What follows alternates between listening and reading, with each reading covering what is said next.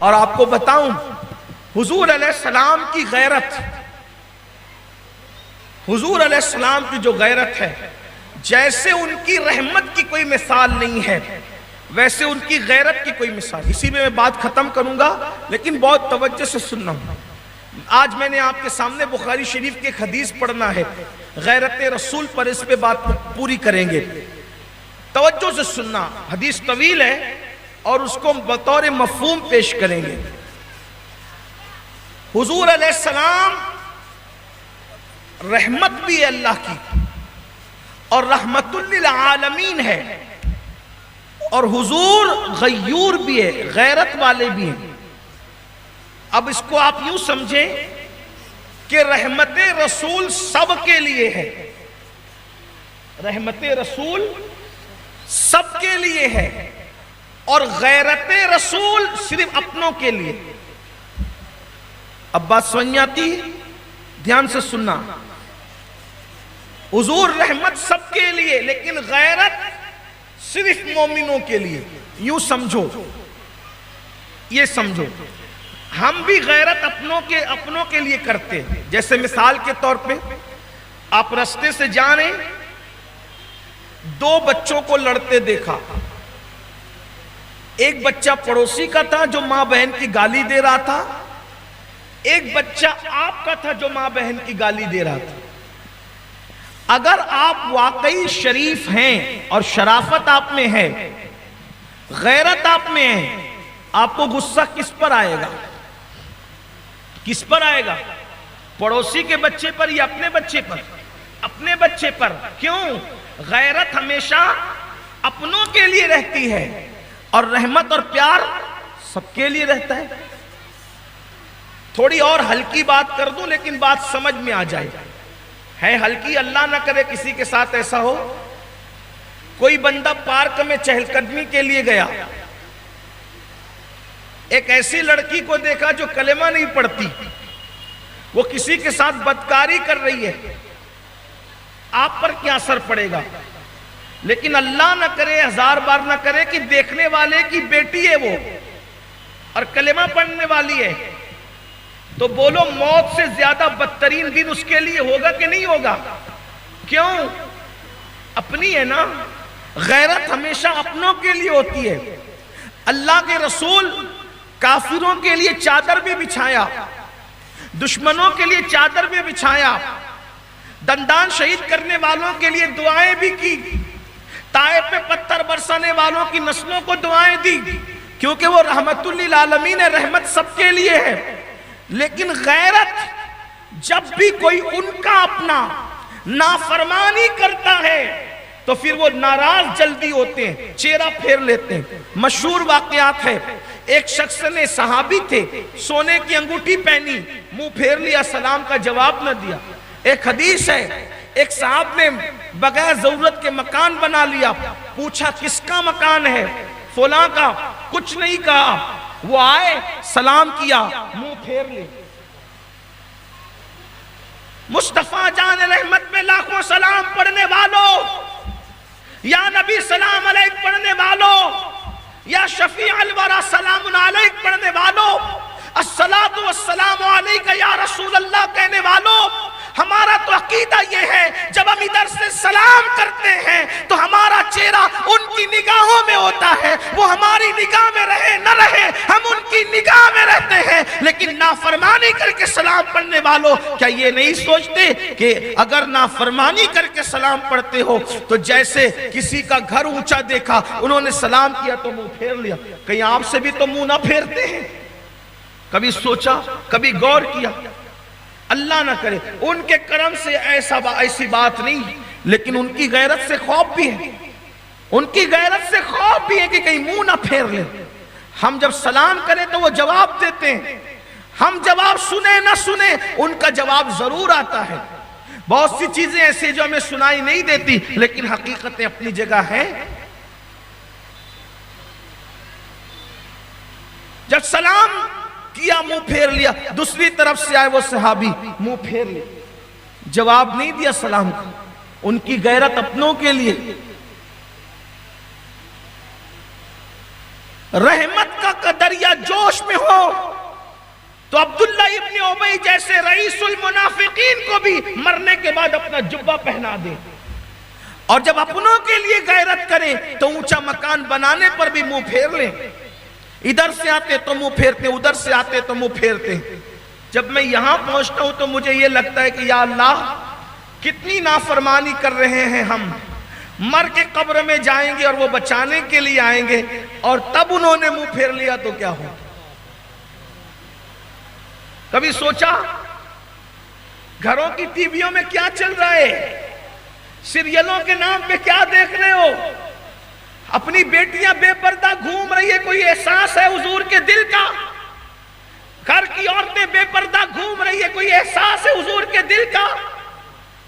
مرنا ہے، اگر انہوں نے منہ پھیر لیا تو کہاں جاؤ گے؟ ان کی غیرت ہے، توجہ تو کرو، دھیان تو دو، کیا کچھ نہیں کرتے، لوگوں کے سامنے ولی بنتے ہو اور تنہائیوں کے اندر شیطان کا ننگا ناچ۔ اس سے بڑھ کر بھی پھر منافقت کا کوئی نام ہے تو بتاؤ، کس چڑیا کا نام منافقت ہے؟ سامنے کچھ اور اندر کچھ اور، اسی کو تو منافقت کہتے ہیں۔ اگرچہ میں اس کو منافقت اعتقادی نہیں کہہ رہا ہوں، لیکن بہرحال یہ صفت منافقین تو ہے۔ کیا کر رہے ہیں ہم، ہماری زندگی کیا کر رہی ہے؟ آئیے، جب ادھر منہ پھیرا، وہ صحابی نے کسی سے پوچھا جانے کائنات ناراض کیوں ہے؟ تو کسی نے کہا کہ تم نے اونچا گھر بنا دیا نا، بلا ضرورت گھر بنانے پہ حضور ناراض ہوتے ہیں۔ یہ بھی ایک بات، بلا ضرورت گھر بنانے پہ بھی ناراض۔ میں سمجھتا ہوں کہ شاید آج اس کو اہل تقویٰ کہلانے والے بھی گناہ نہیں جانتے، آج اس کو گناہ نہیں جانا جاتا۔ یہ شراب، جوا، سٹا، سود، زنا، یہ تو بہت بدترین درجے کے گناہ ہیں۔ آپ غور تو فرمائیں، صحابی رسول نے بلا ضرورت گھر بنایا ہے اور حضور نے چہرہ پھیر لیا ہے۔ آج کے معاشرے میں تو اس کو کوئی گناہ سمجھتا بھی نہیں ہے۔ غور فرمائیں، حدیث پاک میں ایک مقام پر فرمایا اللہ رب العزت جس کے مال کو ضائع کروانا چاہتا ہے پھر وہ بلا ضرورت مکان بناتا ہے۔ ضرورت کے تحت 5 منزلہ بنائیے، 10 منزلہ ضرورت ہے، جنہیں ضرورت ہی نہیں، صرف فخر کے لیے، غرور کے لیے، گھمنڈ کے لیے ضرورت نہیں ہے، بلا ضرورت کہ لوگ کہیں دو فلاں کا مکان کتنا اچھا۔ یہ صرف سمجھانے کے لیے کہہ رہا ہوں، وہ صحابی کی یہ سب نیت نہ تھی۔ یہ تو میں آج کے ماحول میں اور آج کے تناظر میں گفتگو کر رہا ہوں، ہو سکتا ہے لوگوں پر گراں بھی گزرے۔ یاد رکھنا، دین چوراہے پر بیان ہوگا، کیونکہ ہمارا دین یہی ہے۔ کسی کو اچھا لگے تو لگے، برا لگے تو لگے۔ اور اللہ کے رسول نے منہ پھیرا ہے۔ کسی سے پوچھا حضور چہرہ کیوں پھیرتے؟ تو کہا کہ آپ بلا ضرورت اپنے گھر میں، ضرورت کے تحت گھر نہیں تھا، بلا ضرورت تھا، لیکن کیا وہ اشاعت تھے؟ بات تو ہو گئی تھی، انجانے میں ہو گئی تھی، لاشعوری طور پہ ہو گئی تھی۔ جب پتا چلا حضور چہرہ اس لیے پھیر رہے ہیں کہ میں نے قبہ نما اونچا مکان بنایا ہے، تو شام ہونے سے پہلے پورا مکان ڈھا دیا، جس سے میرا یار ناراض ہو جائے ایسے گھر کو میں کبھی رہنے نہیں دوں گا۔ سورج بعد میں غروب ہوا، انہوں نے پہلے پورا گھر زمین بوس کر دیا۔ یہ صحابہ کا عشق تھا۔ ہم کب چھوڑیں گے پاپ، ہم کب چھوڑیں گے جرائم؟ غلامی رسول میں موت بھی قبول ہے، جان قربان آپ کے نام نہ، یہ قربان وہ قربان۔ ارے نفس کی خواہش قربان نہیں کر سکتے، فجر کی نماز میں نیند قربان نہیں کر سکتے، شادیوں کے موقع پہ غلط رسومات قربان نہیں کر سکتے، کب ہم جان قربان کریں گے؟ آئیے جو بخاری شریف کی حدیث پڑھنی تھی اس کو سن لیں، بات پوری کرتے ہیں۔ جنگ تبوک کا موقع ہے، حضور دیکھو کیسے ناراض ہوتے ہیں۔ یہ بھول جاؤ میرے عزیز، اگر ان کے ہو تو وہ ناراض بھی جلدی ہوتے ہیں۔ غیرت بہت ہے اپنوں کے لیے۔ اللہ اکبر۔ جنگ تبوک کا موقع ہے، اللہ کے رسول علیہ السلام، بڑی جنگ تھی وہ، صحابہ کو فرمایا کہ سب لوگ پیسہ جمع کرو، اکٹھا کرو، مال اکٹھا کرو، تبوک میں جانا ہے، بڑی جنگ ہے۔ جتنی بڑی تعداد میں تبوک گئے لوگ، اس سے پہلے اتنی بڑی تعداد میں کہیں نہیں گئے۔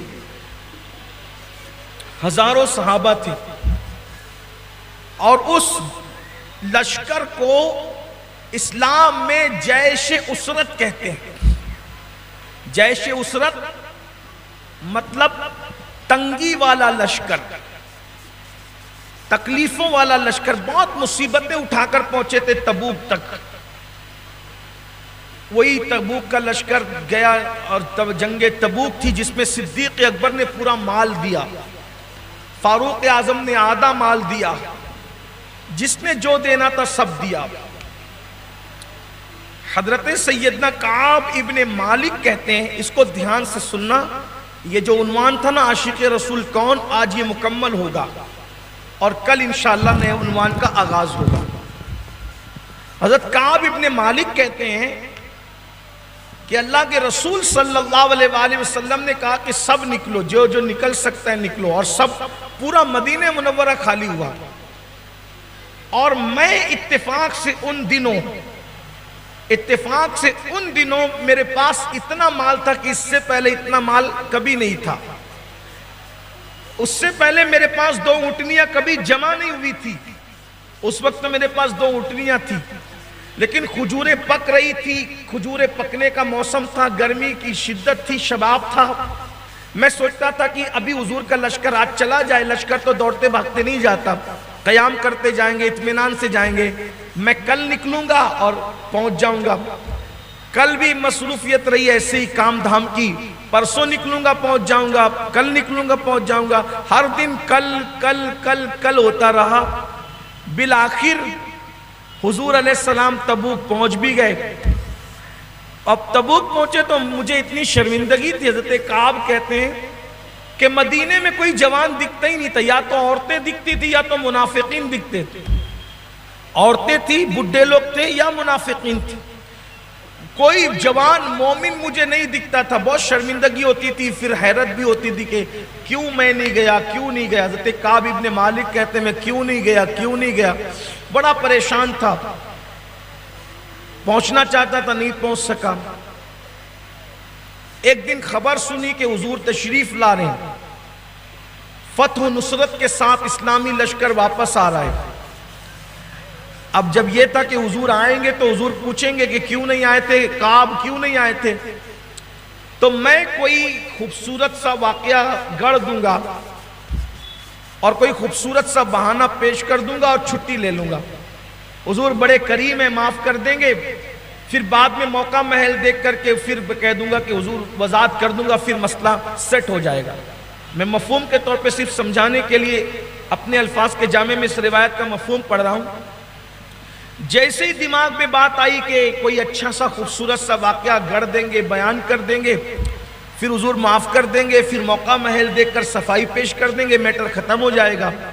پھر دل میں خیال آیا، کعب جس کی نگاہوں سے خدا کی ذات نہ چھپے، اس کی نگاہوں سے تیرے دل کے جذبات کیسے چھپ سکتے ہیں؟ وہاں تو سچ ہی بولنا پڑے گا۔ پھر کچھ سوچتا، کسی سے مشورہ کرتا، پلاننگ کرتا، بہرحال یہی دن گزرتے گئے، شش و پنج میں رہا، تردد میں رہا۔ آخر کار یہ خوشخبری ملی کہ کئی دن کے بعد، کئی ہفتوں کے بعد اللہ کے رسول مدینہ منورہ تشریف لا چکے۔ اللہ کے رسول علیہ السلام کی عادت کریمہ تھی کہ جب بھی مدینہ منورہ سفر سے آتے، حضور علیہ السلام گھر نہیں جاتے بلکہ پہلے مسجد جاتے، مسجد نبوی شریف میں 2 رکعت نماز ادا کرتے، پھر صحابہ سے ملاقات کرتے، انہیں شرف لقاء عطا کرتے، زیارت سے نوازتے، اور اس کے بعد پھر سب سے ملاقات کر کے گھر تشریف لے جاتے۔ یہ اللہ کے رسول علیہ السلام کا معمول تھا۔ کعب کہتے ہیں کہ جب اللہ کے رسول منبر پر بیٹھ گئے تشریف لا کر، تو میرے آگے منافقین کی بڑی تعداد دی تھی جو تبوک میں نہیں گئے تھے۔ منافقین تبوک میں نہیں گئے تھے، وہ بڑی بڑی جھوٹی جھوٹی قسمیں کھاتے تھے مسجد میں رسول اللہ کے سامنے، بڑی بڑی جھوٹی جھوٹی قسمیں کھاتے تھے۔ اب وہ رسول جس کی نگاہوں سے خدا کی ذات نہ چھپی، کس کی بات چھپ سکتی ہے؟ لیکن چونکہ منافقین اپنے نہیں تھے تو ان کو 2-2 سیکنڈ میں چھٹی مل گئی. اس نے جھوٹی قسم کھائی، حضور ایسا تھا، بچہ بیمار تھا، بیوی یہ تھی، وہ تھی، سب جھوٹی قسمیں کھا کر کے چھوٹتے گئے. اب جب دوسرے تھے نا، یہ غیر تھے، رحمت سے پردہ ڈالا منافقین پر، چونکہ ان کو تو نپٹنا تھا جہنم کی آگ نے. لیکن جو سچے اپنے تھے، اس شاک تھے، حضور کے سچے غلام تھے. حضرت کعب کی باری آئی. حضرت کعب کہتے ہیں اب ان کی دردناک کہانی سنیے، ان کا ذکر سنیے، پھر آپ کو پتا چلے گا. عاشق ہونا، لڈو پر کوئی عاشق نہیں بنتا میرے عزیز. شیرنی کی جب وہ تھال پر کوئی عاشق نہیں بنتا. یہ شہادت گہے الفت میں قدم رکھنا ہے. لوگ آسان سمجھتے ہیں مسلمان ہونا، بہت آسان ہے کافر کا مسلمان ہونا، بہت مشکل ہے مسلمان کا مسلمان ہونا. ڈگری جتنی بڑی ہوتی ہے، امتحان اتنے زیادہ ہوتے ہیں. اپنی راتوں کو تصور میں لاؤ، اپنے دن کو تصور میں لاؤ، اپنے اعمال کو تصور میں لاؤ، اپنے شب و روز کو تصور میں لاؤ، اور ان کے جان سے زیادہ قریب ہونے کو تصور میں لاؤ. یہ بھی تو تصور کرو کہ کعب کے سامنے منبر پہ بیٹھ کر داستان سن رہے ہیں، اور میرے تمہارے تو دل میں بیٹھ کر داستان سن رہے ہیں، حالات دیکھ رہے. سوچو، اگر واقعی مومن ہو تو سوچو. حضرت کعب ابن مالک کہتے ہیں میں نے سلام کیا تو ناراضگی سے میری طرف دیکھا، اور جو ناراضگی والی مسکراہٹ تھی، حضور ناراضگی میں بھی مسکراتے تھے، لیکن ناراضگی کی مسکراہٹ کا رنگ الگ تھا.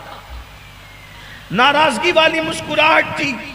میں نے سلام کیا. کعب کہتے میں نے سلام کیا، ناراضگی سے مسکرایا اور منہ پھیر لیا. ناراضگی سے مسکرایا، منہ پھیر لیا. کیوں نہیں آئے تھے؟ کیوں نہیں آئے تھے؟ حضرت کعب نے عرض کیا. اب حضرت کعب کی گفتگو سنیں، اپنے آپ کو محسوس کریں، دیکھیں. دنیا ہے میرے عزیز، دنیا ہے. یہ دنیا ہے جن کی خوشی کے لیے گناہ کر رہے وہ تو تمہارے جنازوں میں بھی نہیں آئیں گے. یہ تمہارے بچوں کی فرمائش پر جو تم اللہ کی نافرمانیاں کرتے ہو، بیوی کی فرمائش پہ اللہ کی نافرمانیاں کرتے ہو، مرنے کے بعد یہی بچے کبھی ہاتھ اٹھا کے مغفرت کی دعا نہیں کریں گے. اللہ کرے آپ کے ہمارے بچے مغفرت کی دعا کریں، لیکن ہم دیکھ رہے ہیں جیتے جی جو بچے ماں باپ کے وفادار نہیں ہوتے، وہ مرنے کے بعد کیا وفادار ہوں گے. جانے وفا کا خیال کرو، ان سے رشتہ جوڑو، ان کے وفادار بنو، ان سے تعلق جوڑو، ان کے لیے سب کو تج دو، تن من دھن سب ان پہ وار دو. ساری عزتیں دنیا کی بھی ان کے صدقے میں ہیں، قبر کی عزتیں بھی ان کے صدقے میں ہیں، حشر کی عزتیں بھی ان کے صدقے میں. واللہ ان سے وفا کر لی تو نکیرین کس کے ساتھ کیا سلوک کرتے ہیں وہ جانے. قبر کا حال مردہ جانتا ہے، لیکن جو نبی کا با وفا ہے، میرے امام کہتے ہیں نکیرین کرتے ہیں تعظیم میری، خدا ہو کہ تجھ پہ یہ عزت ملی. سبحان اللہ، سبحان اللہ. قبر میں کس کا کیا حال ہے وہ جانے. لیکن عاشقوں کی شان یہ ہے، خاک ہو کر قبر میں آرام سے سونا ملا. جان کی اکسیر ہے الفت رسول اللہ کی. ہمارے بارے نیارے ہوں گے اگر وفاداری کر. کعب ابن مالک کہتے ہیں سلام کیا، ناراضگی سے تبسم کیا، منہ پھیر لیا. میں نے کہا ناراض کیوں؟ چہرے بددعا کو پھیرتے ہیں. فرمایا کیوں نہیں آیا تھا؟ تبوک میں کیوں نہیں آئے؟ عرض کی یا رسول اللہ، اگر کوئی دنیا دار سے بات کرتا تو مجھے بولنا بہت اچھا آتا ہے، میں بہت اچھی گفتگو کر لیتا ہوں یا رسول اللہ، لیکن کوئی دنیا دار سے بات کرتا تو میں باتیں بنا لیتا، لیکن میں آپ سے بات کر رہا ہوں آقا. یہاں تو دل کے حالات چھپ ہی نہیں سکتے. سچی بات بس اتنی ہے کہ میں کوئی عذر نہیں تھا، بلا عذر نہیں آیا. حالانکہ حضور علیہ السلام نے تبوک میں پوچھا تھا. حضور کی ایک عادت تھی خاص، ہو سکے تو اس سنت کو بھی اپنا لیں. جو اپنا نہیں دکھتا تھا حضور پوچھتے تھے فلاں کیوں نہیں ہے. یہ سنت ہے آقا. تبوک میں پوچھا تھا. کچھ لوگ ایسے ہیں نا، شادی ہو جائے تو کہا وہ فلاں یار چھوڑ یار، اس کو نہیں آیا تو نہیں آیا. لیکن جو اپنے ہوتے ہیں نا ان کو چھوڑنے کی بات اسلام نہیں کرتا. حضور پوچھتے تھے، جنگ میں پوچھتے تھے فلاں نہیں آیا تو کعب کا نام لیا، کہا کعب نہیں دکھتا. تو ایک صاحب نے کہا یا رسول اللہ اس کو مال اور جمال نے روک لیا ہے، اس کو مال اور جمال نے روک لیا ہے. تو لیکن حضرت معاذ ابن جبل نے کہا نہیں یا رسول اللہ میں اس کو جانتا ہوں، وہ آپ کا مخلص عاشق ہے، اس کو مال اور جمال نے نہیں، کوئی نہ کوئی عذر ہوگا اس لیے حضور وہ نہیں آیا. تو اللہ کے رسول علیہ السلام پھر خاموش ہو گئے، کچھ نہیں کہا، خاموش ہو گئے.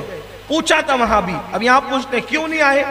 اس کی حضور کوئی عذر نہیں تھا، میری سستی تھی، کاہلی تھی، کل کرتا رہا اور بالآخر میں نہیں آیا.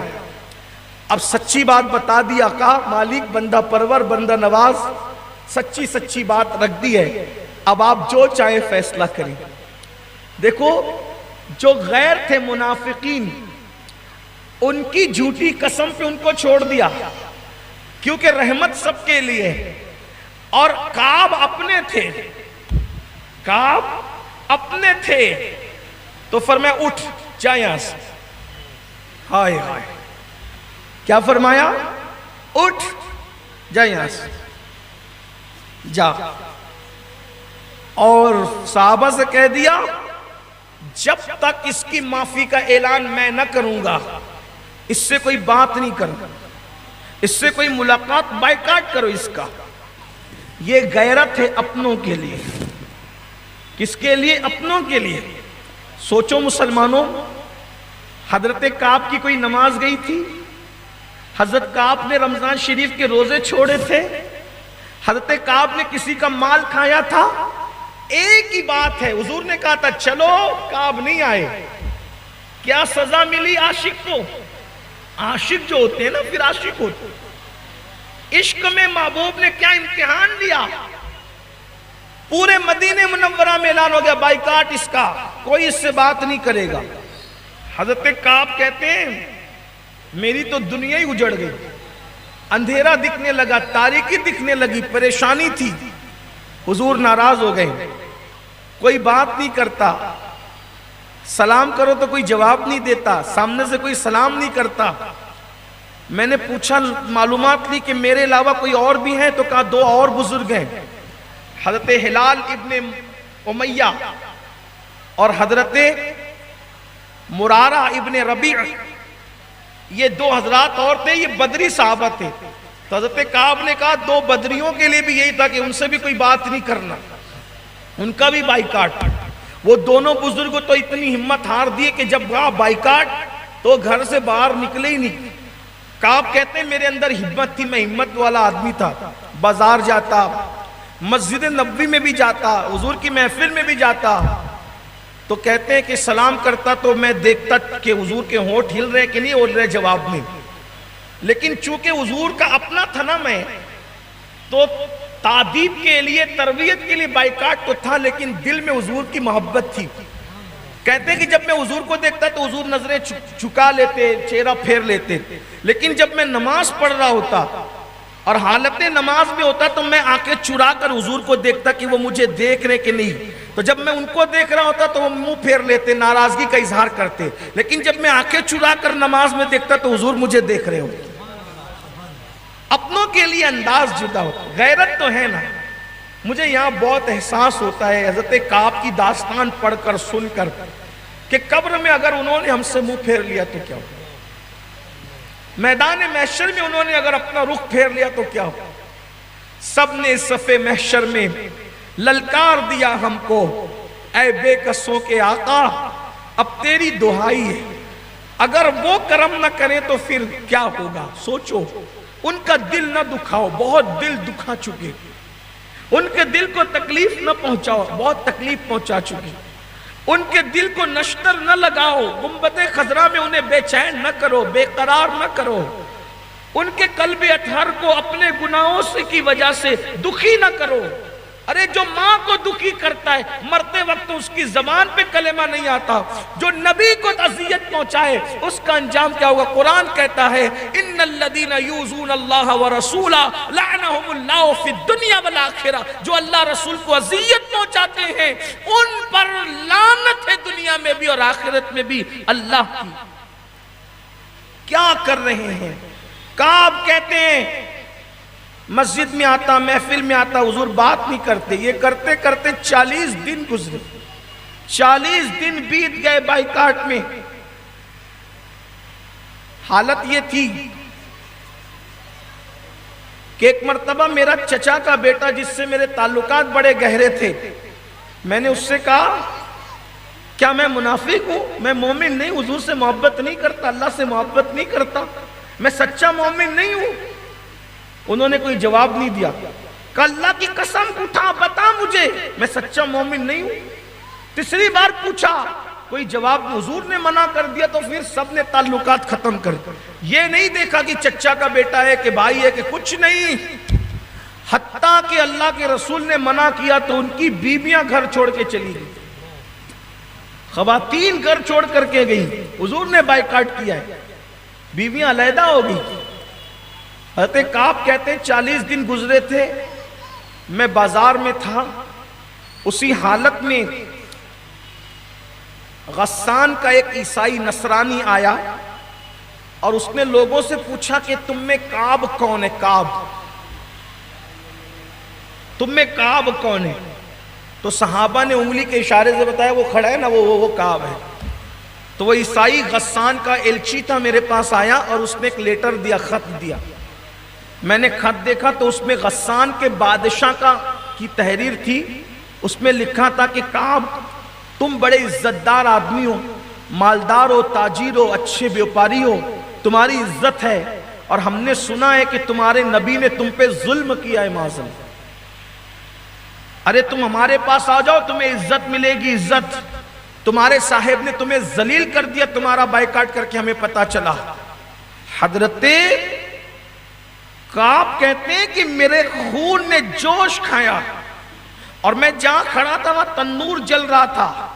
میں نے اس ایلچی کو دیکھا اور پورے اس خط کو اپنے ہاتھ کے اندر جو ہے وہ بالکل دبا دیا، جس کو کہتے ہیں نا ہم اپنی زبان میں کہتے ہیں کہ پورا سمیٹ کر کے اس کو دبا دیا اور بالکل اس کو توڑ مڑوڑ کر کے جلتے ہوئے تنور میں ڈال کر کے کعب نے کہا اس عیسائی کتے کو کہنا کہ میرے نبی نے مجھ پہ ظلم نہ کیا، میرے آقا کا حق ہے مجھ پر، وہ جو چاہے میرے ساتھ سلوک کریں، بلکہ اگر میں یوں کہوں اپنے انداز میں اللہ اکبر کہ روٹنے کا سبب تو وہ جانے، ہم تو مصروف ہے منانے میں، ہمیں آقا کی مرضی میں کیا دخل، ہمیں تو آقا کی آقائیت کی طرف دیکھنا ہے اور اپنی غلامی کی طرف نظر کرنا ہے. ان کی آقائیت سلامت رہے، ہماری غلامی سلامت رہے، ہمارے لیے نجات کے لیے ہی کافی ہے.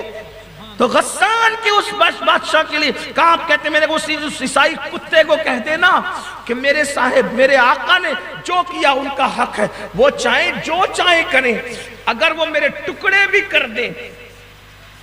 اگرچہ یہ بخاری کی روایت میں یہ الفاظ موجود نہیں ہیں یہ الفاظ، لیکن اہل عشق کہتے کعب نے کہا اگر وہ میرے ٹکڑے بھی کر دیں تو آقا کو حق ہے، اس لیے کہ ہم نے سب کچھ ان پہ نج دیا، سب تج دیا، پھر تجھ کو کیا.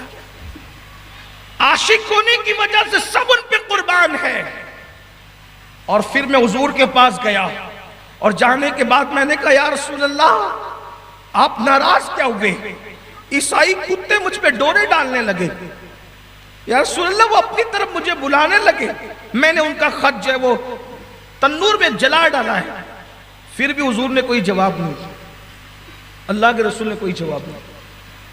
40 دن ہو چکے تھے یہ واقعہ ہوا، مزید 10 دن اور گزرے. اب ہمت جواب دے گئی تھی. اللہ کے رسول کوئی بات نہیں کرتے، کوئی کچھ بات نہیں کرتا، کچھ نہیں کرتا. 50 دن گزر گئے. میں اپنے چھت پر تھا، بہت مایوس تھا، سر جھکا کے بیٹھا تھا. دنیا اجاڑ ہو گئی تھی، دنیا ویران ویران لگتی تھی، اندھیرا اندھیرا لگتا تھا، تاریک تاریک لگتا. دل سوچتا تھا اگر اسی حالت میں موت آ گئی، حضور ناراض ہے، حضور جنازہ نہیں پڑھیں گے، کیا ہوگا میرا؟ وہ ناراض ہے، جنازے میں نہیں آئیں گے، کیا ہوگا میرا؟ اور اللہ نہ کرے، 1000 بار نہ کرے، اسی ناراضگی میں اگر حضور دنیا سے چلے جائیں تو پھر تو مسلمان بھی کبھی میرا جنازہ نہیں پڑے گا، اور میرا بائیکاٹ حضور کر کے دنیا سے چلے جائیں گے تو میرا کیا ہوگا؟ یا میں چلا گیا یا حضور دنیا سے چلے گئے تو کیا ہوگا؟ میں برباد ہو جاؤں گا. بہت سوچتا رہتا تھا، کھانا اچھا نہیں لگتا تھا، پینا اچھا نہیں لگتا تھا. میرے جانوروں کے میں قریب جاتا تو جانور بھی ادھر ادھر ہو جاتا. دیکھیں کیا عشق والوں کی داستان ہے۔ حضرت کعب ابن مالک کہتے ہیں کہ 50واں دن تھا، اس کی صبح تھی، ایسے میں نے دیکھا کہ صلع پہاڑی سے ایک آواز آئی، کعب تجھے خوشخبری ہو۔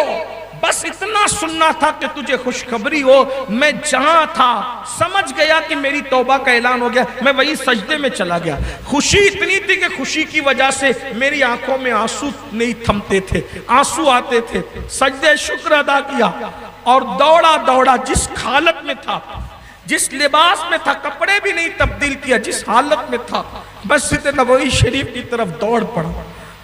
آج حضور میرے لیے کیا فیصلہ کرتے، خوشخبری تو آ گئی۔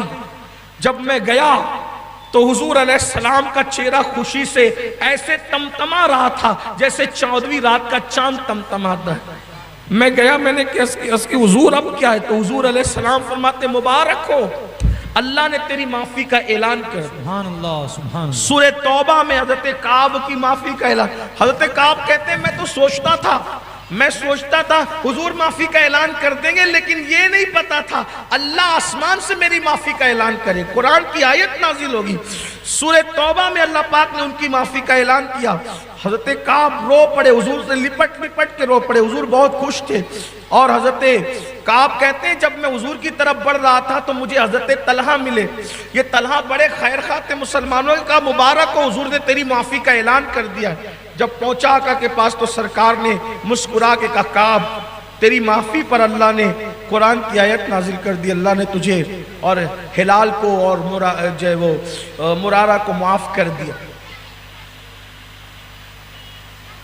حضرت کعب کہتے ہیں میں حضور کے پاس پہنچا، عرض کی یا رسول اللہ صلی اللہ علیہ وسلم، یہ مال ہی سبب بنانا، آقا یہ مال ہی سبب بنانا تبوک میں نہیں آنے کا، تو میں نے جتنا مال تھا وہ سب صدقہ کر دیا، اب نہیں رکھوں گا یہ مال اپنے پاس۔ آپ کی ناراضگی کا سبب یہ مال تھا حضور، جنگ میں آنے کا نہ سبب یہ مال تھا حضور، مال کی محبت تھی، یہ سب مال میں نے، اب کوئی مال اپنے پاس نہیں رکھوں گا۔ اللہ کے رسول نے فرمایا نہیں ایسا مت کرو، پورا مال صدقہ کرو گے تو تم محتاج ہو جاؤ گے، تکلیف میں آ جاؤ گے، اس لیے سب مت کرو، اپنی ضرورت کا رکھو اور اس کے بعد بقیہ صدقہ کر دو۔ حضرت کعب نے پھر حضور علیہ السلام کے کہنے پہ صدقہ کیا، پوچھا حضور اب تو راضی ہیں نا آپ؟ اللہ کے رسول علیہ السلام نے مسکرایا۔ کعب کہتے حضور نے کیا مسکرایا، میری ساری اجڑی ہوئی اپنے باغ کی بہاریں پھر میرے پاس واپس آئیں۔ اب آپ سے پوچھتا ہوں، ایک بات بظاہر حضرت کعب نے نہ مانی، حضور نے 50 دن تک ان کا بائیکاٹ کیا کیونکہ وہ عاشق رسول تھے۔ اب آپ سے پوچھتا ہوں میرے بھائی، ہم اپنی زندگی میں حضور علیہ السلام کی کتنی باتیں مان رہے ہیں؟ غور کیجیے، کتنی باتیں ہماری زندگی میں، کتنی فرما برداری اللہ کے رسول۔ دیکھو اگر آپ عاشق نہیں ہیں معاذ اللہ تو جو چاہے کریں، جیسے ان منافقین نے جو چاہے کیا، لیکن اگر آپ عاشق ہیں اور الحمدللہ عاشق ہیں، اور یہ بھی کہہ دوں مجھ سے بڑے عاشق آپ ہیں، تو پھر سوچو نا حضور کی کتنی نافرمانی۔ میری مائیں اور بہنیں بھی آئی ہیں، دور دور سے آتی ہیں، ان سے بھی پوچھتا ہوں تم عاشق رسول ہو، بتاؤ کتنی نافرمانی۔ ایک بات نہیں مانی حضرت کعب نے، ماننے کا نہ ماننے کا تو سوال ہی نہیں آتا، لاشعوری طور پر نہ پہنچے، نہ ماننا تو کہیں گے نہیں، مانا لاشعوری طور پہ عمل نہ ہوا، کل کے معاملے میں نہیں پہنچ سکے، تو لاشعوری طور پہ حضور کی بات پہ عمل نہ ہو تو یہ حال ہوتا ہے۔ ہم تو جان بوجھ کر رہے ہیں، اور کیسے گندے گھنونے بدترین کام کر رہے ہیں۔ کہیں ایسا تو نہیں کہ حضور نے ہمارا بھی بائیکاٹ کر رکھا ہے؟ بتائیں نا، اللہ نہ کرے 1000 بار۔ تو غیرت اپنوں کے لیے، حضور کی غیرت سے بہت خیال کرو، بچو، ڈرو اللہ سے، کہیں حضور ہم سے منہ نہ پھیر لے، اور حضور کو مناؤ۔